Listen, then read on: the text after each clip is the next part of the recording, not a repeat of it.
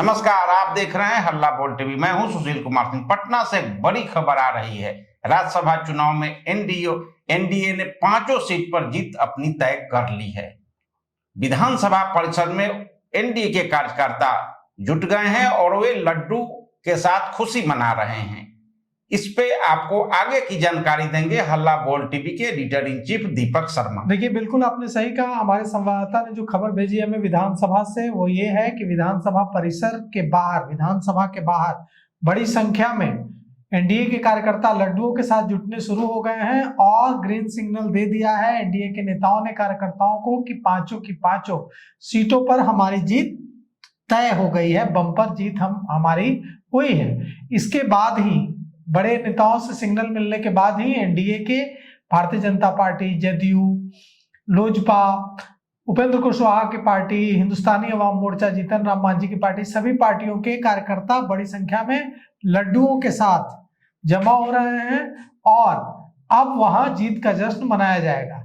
तेजस्वी यादव के candidate AD Singh की हार तय मानी जा रही है और एनडीए के पांचों कैंडिडेट की जीत तय मानी जा रही है।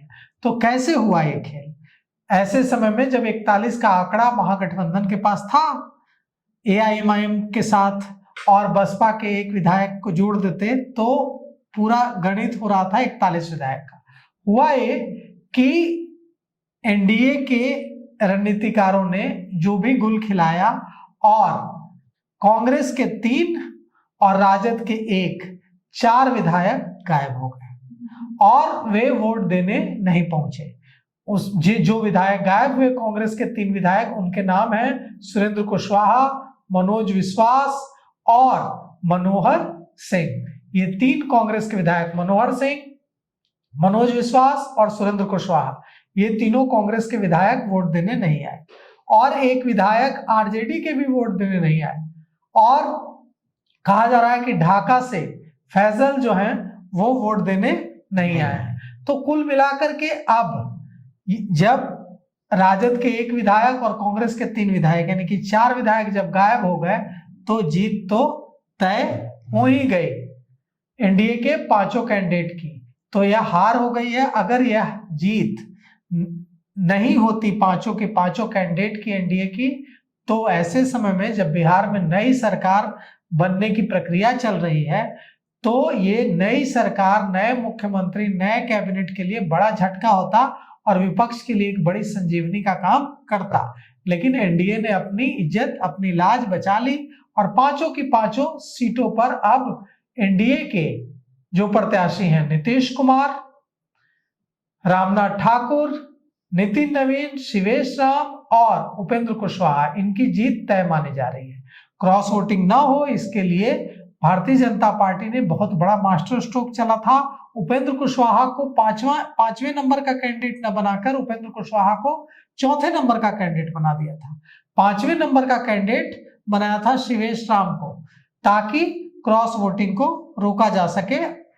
उपेंद्र कुशवाहा के नाम पर हो सकता था कि चिराग पासवान के विधायक या जीतन राम मांझी के विधायक वोट न करते, लेकिन शिवेश राम दलित चेहरा हैं और उनके नाम पर दलितों को गोलबंद करना आसान हो गया। तो इस तरह से अब लड्डुओं का दौर चलेगा। भारतीय जनता पार्टी, जनता दल यूनाइटेड और उपेंद्र कुशवाहा, मतलब पांचों के पांचों, नीतीश कुमार, नितिन नवीन, रामनाथ ठाकुर, उपेंद्र कुशवाहा और शिवेश राम, ये पांचों के पांचों जो दिग्गज हैं, ये अब राज्यसभा जाना इनका तय है। ये पांचों अब राज्यसभा की शोभा बढ़ाएंगे और एडी सिंह, अरबपति, तेजस्वी यादव के अरबपति कैंडिडेट एडी सिंह को मात मिलती एकदम दिख रही है। कहा जा रहा है कि जो मैनेज करने का खेल है वो खूब चला है और 4 के 4 विधायक विपक्ष के एब्सेंट करा दिए गए हैं। क्रॉस वोटिंग भी हुई है क्या, ये तो जब एग्जैक्ट किसको कितने वोट पड़े ये पता चलेगा तो सामने आएगा। लेकिन फिलहाल हम आपको इतना बताने की स्थिति में है कि एनडीए के कैंडिडेट की जीत, पांचों कैंडिडेट की जीत तय है। आज सुबह से ही राज्यसभा चुनाव को लेकर गहमागहमी था। दोनों दलों की, दोनों एनडीए और महागठबंधन की ओर से जीत के दावे किए जा रहे थे, लेकिन अंततः एनडीए ने जीत हासिल कर ली है और अब मामला दिलचस्प होता जा रहा है। नई सरकार बनने वाली है, अब देखना है कि आगे होता क्या है। अभी तक इतना ही। देखते रहिए हल्ला बोल टीवी।